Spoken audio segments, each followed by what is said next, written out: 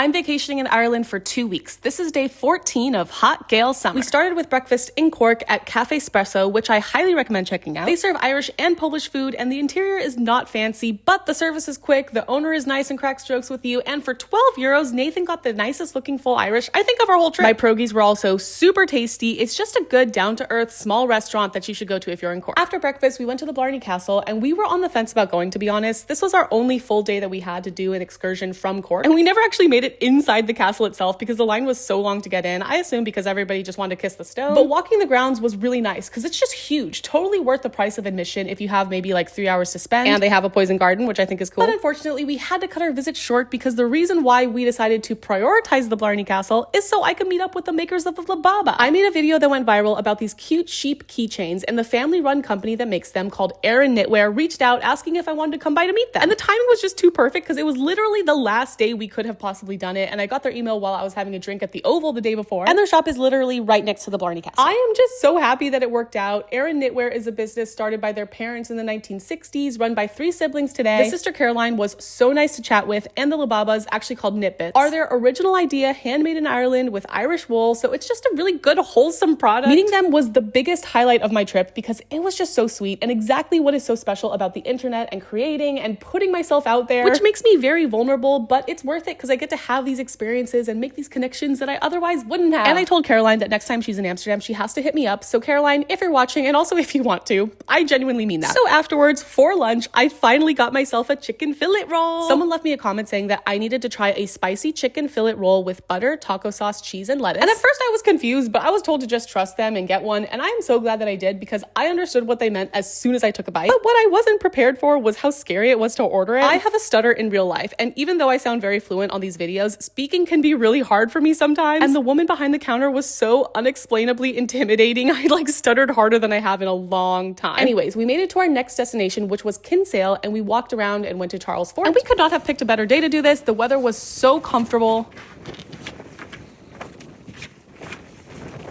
Stay. And when we got back to our hotel in Cork, we filmed some Lababa content with the huge supply that I was sent home with before we got drinks at Cask again, because it was just so good. And then bowling. We went bowling at the Leisureplex, which is a fun name. Who do you think you are? I am. Got briefly stuck in their bathroom as they were closing. Got more drinks at the Poor Relation, and then ended the night with free soup and kebab, which we bought from the Cork Grill, which I think is run by a father and son late at night, and they were so nice. I still have 1.5 more days to post, so come back tomorrow for the end of Hot Gael Summer.